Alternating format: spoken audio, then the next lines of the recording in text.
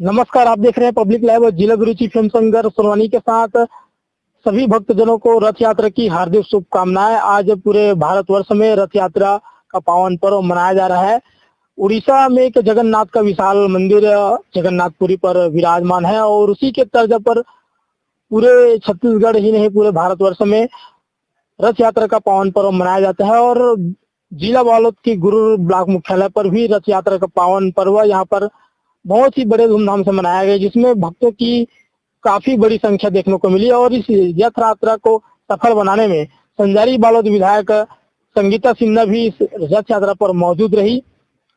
शास्त्रों में कहा जाता है कि जगन्नाथ जी का विशाल मंदिर उड़ीसा के जगन्नाथपुरी में विराजमान है और उसी के तर्ज पर सभी जगह रथ यात्रा का पावन पर्व मनाया जाता है।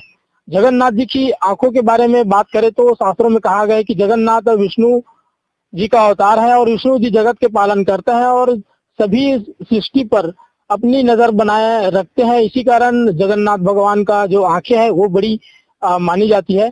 जगन्नाथ भगवान का मंदिर उड़ीसा में बहुत ही विशाल तरीके से वहां पर विराजमान है और शास्त्रों में कहा गया है क्योंकि जगन्नाथ भगवान एक कृष्ण का अवतारित रूप है और जब कृष्ण की मृत्यु हुई थी तो उसकी जो देह है वो तो त्याग चुके थे, लेकिन उसमें आत्मा है जो हृदय है वो धड़क रहा था। और उसकी जैसा वह समुद्र के माध्यम से जब उड़ीसा पहुंचा और जो जगन्नाथपुरी पहुंचा तो जो वहाँ के पुजारी लोग हैं वो जो उसकी हृदय धड़क रही थी उस धड़कती हुई हृदय को जगन्नाथ पर जो पुरी में विराजमान है विशाल मंदिर वहाँ की मूर्ति के सामने उसको रखा गया और आज भी कहा जाता है कि कृष्ण की हृदय धड़कती है उस मंदिर पर।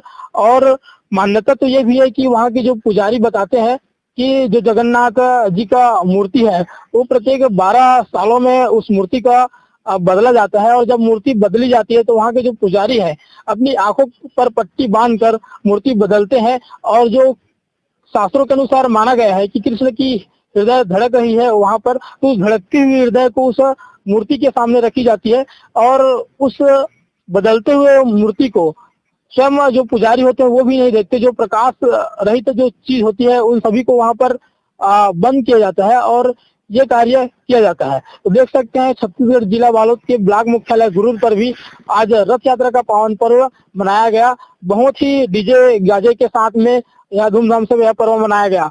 तो यहाँ पर रथ यात्रा के पावन अवसर पर जो संजारी बालोद विधायक है वो यहाँ पर पहुंची हुई है और रथ खींच रही है अपने जीवन को सफल बनाने में। जैसे अन्य भक्त भी देखे जा रहे हैं यहाँ पर रथ को खींचकर अपने जीवन को सफल बनाने का प्रयास यहाँ पर किया जा रहा है। आइए रथ यात्रा पर देखते हैं जो संजारी बालोद